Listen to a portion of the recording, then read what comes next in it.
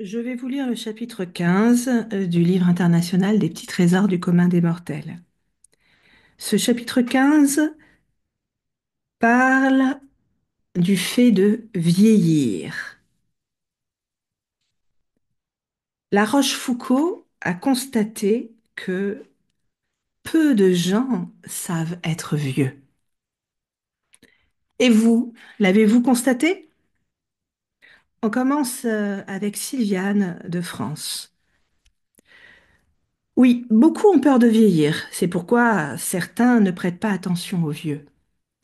En ce qui me concerne, je fais tout pour ne pas trop vieillir et je pense que c'est avant tout dans la tête que cela se passe. Le rire est un actif de jeunesse, du bonheur, du plaisir. Cela permet de moins vieillir. C'est source de positivité.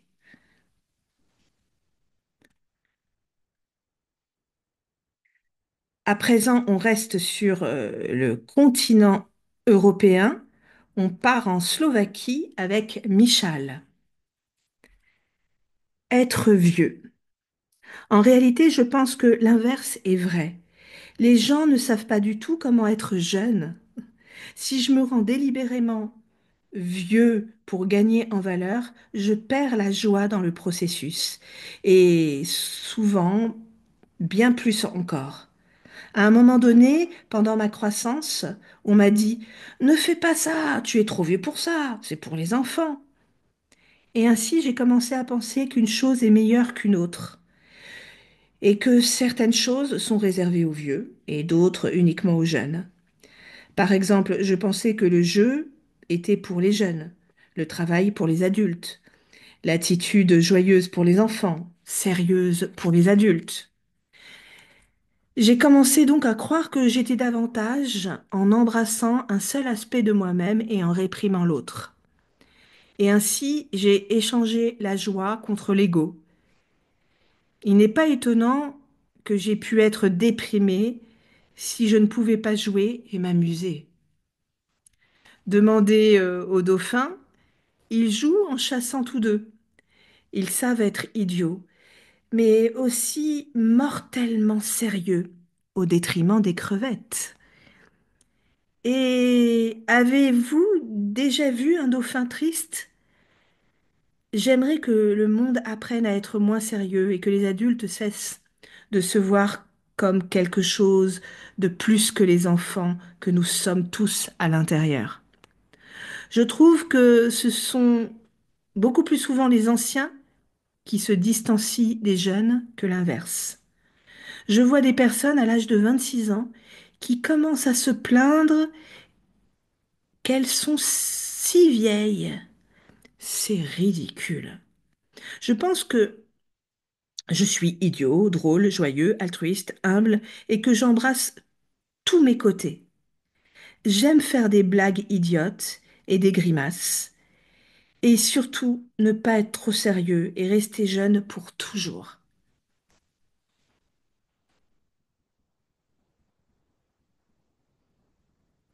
Maintenant, nous allons en Océanie, en Australie avec Julie. La Rochefoucauld l'a formulé de manière si juste. Je pense qu'il a raison. Peu de gens savent comment être vieux. Nous vivons dans une culture de la jeunesse. Tout le monde veut rester jeune. La fontaine de jouvence. C'est la période où l'on a l'air le mieux, si seulement nous le savions. Et la vie est pleine de possibilités et d'excitation. Mais tout le monde vieillit, du moins les chanceux. C'est pourquoi tout le monde le redoute, moi y compris, et enferme les personnes âgées dans des maisons de retraite, se moque d'elles, car ils ne veulent pas admettre qu'eux aussi vieilliront. Tout le monde pense qu'il sera la seule personne au monde à ne pas mourir, et pendant un certain temps, cela semble être le cas, jusqu'à ce qu'en un clin d'œil, vous soyez vieux, jusqu'à ce qu'en un clin d'œil, je sois vieille.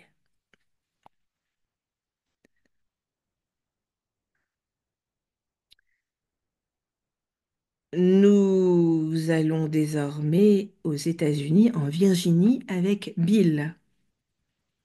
Oui, c'est vrai, il n'existe pas un mode d'emploi pour vieillir. Après une vie très active et une carrière, je peux imaginer que les gens âgés gardent des avis et des conseils très particuliers. Et aussi, à cause de ces expériences différentes, il existe une grande variété d'esprits parmi les personnes âgées. C'est-à-dire, je suis et nous sommes tous modelés par notre expérience personnelle et elle forme la base de notre vieillissement. On retourne en Europe avec Anne de France. À bien y réfléchir, parmi mes proches, la seule qui a su à peu près être vieille, c'est ma grand-mère paternelle, qui n'en avait pas moins ses grandes parts d'ombre. Entre mes 9 ans et mes 14 ans, on a entretenu une relation épistolaire. Chaque mois, je guettais la boîte aux lettres pour voir si j'avais reçu sa lettre. Elle avait vécu l'occupation allemande à Paris, elle a eu 6 enfants, dont l'un est mort quelques jours après sa naissance. Elle était asthmatique, avec sa ventoline toujours à portée de main, mais elle ne se plaignait jamais. Elle ne se maquillait pas, elle ne s'est jamais teint les cheveux, n'a jamais fait usage de médecine esthétique, elle regardait les émissions politiques et le jeu télévisé des chiffres et des lettres, ce que je trouvais particulièrement soporifique à l'époque.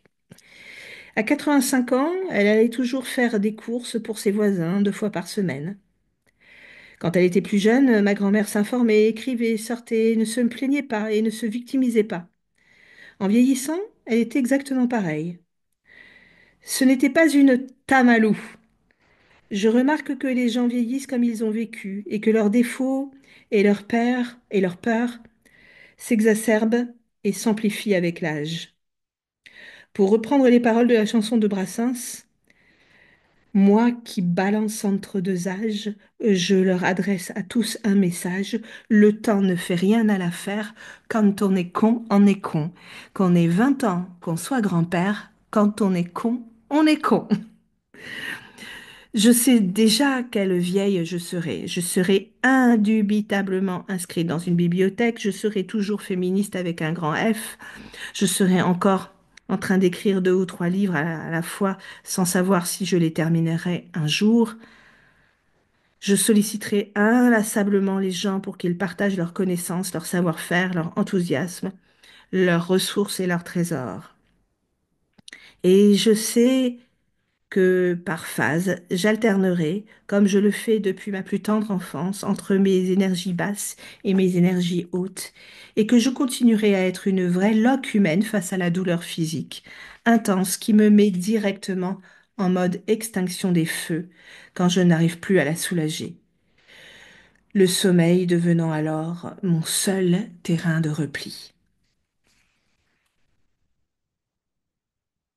Direction l'Argentine, sur le continent américain, avec Laura. Je l'ai constaté. Ma grand-mère maternelle fut un exemple de sagesse le long de toute sa vie. Elle est morte à 104 ans. Elle a accepté la vieillesse avec calme et douceur. Une exception. J'ai du mal à trouver d'autres exemples et je constate que la plupart des gens, notamment les femmes, se battent contre la vieillesse et ne l'acceptent pas. D'autre part, paradoxalement, être vieux, c'est une décision. Si je la prends, je m'avachis, je jette l'éponge. Être vieux, c'est être installé dans le confort de l'expérience accumulée. C'est pouvoir se reposer sur ses propres acquis, avoir le plaisir d'enseigner certaines choses et surtout avoir beaucoup plus de possibilités d'être ici et maintenant, loin des tenailles menaçantes de l'avenir.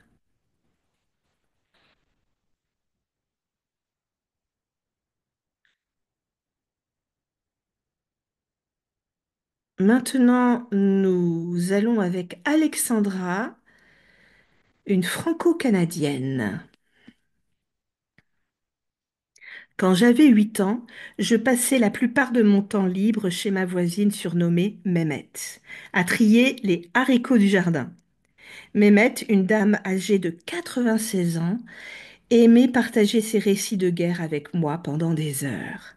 Elle me racontait ses expériences, ce qu'elle avait appris de la vie et comment elle avait construit sa vie selon ses propres souhaits grâce à toutes ces expériences.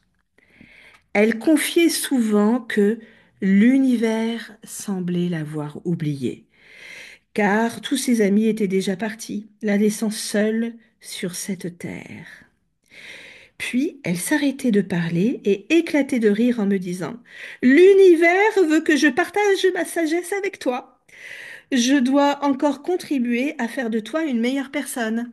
C'est la seule explication valable pour être assise ici à côté de toi à trier mes haricots. Selon sa philosophie, les personnes âgées ont la mission de transmettre leur sagesse pour que nous devenions des êtres humains exceptionnels dans un monde ordinaire. Si nous devenions tous vieux dès l'âge de 25 ans au lieu d'attendre la fin de notre vie, le monde ne serait-il pas meilleur? C'est à nous de le dire.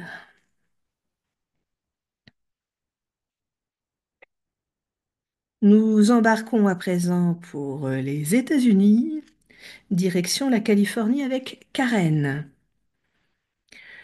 Oui, j'ai l'impression d'être toujours dans la trentaine.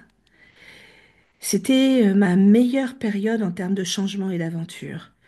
Je pense que beaucoup d'entre nous restons tellement fixés sur le passé qu'il est difficile de voir que nous sommes dans le présent. Selon moi, vieillir avec grâce est un art. Et on finit ce chapitre 15 avec Zineb de France. J'observe que la vieillesse fait peur. Elle est synonyme de proche de la mort. Elle apprend à faire le deuil d'un corps, d'un physique, de projets à long terme. Elle perturbe la course folle, un refoulement, un déni qui voudrait que je vive éternellement. Et pourtant, la vieillesse est belle, car c'est une bibliothèque enrichie d'expériences bonnes et mauvaises. Elle permet l'observation, la contemplation, de prendre son temps, d'apprécier les doux moments, d'arrêter cette course folle qui épuise. Elle oblige à descendre au fond de soi. Mais la société ne laisse pas beaucoup de place à la vieillesse, oublie ses vieux comme pour conjurer un mauvais sort, et court après la jeunesse éternelle et la pilule magique qui permettrait de garder cette illusion d'éternité. Mais pourtant, chacun sait que la vie réserve la même destination, car tout ce qui est vivant est voué à la mort sans aucune illusion ou surprise. Moi, je me sens vivante, peu importe mon âge. Je suis encore là. Je perds quelque chose, mais je gagne autre chose à chaque instant. L'âge est secondaire. À bientôt pour le chapitre 16.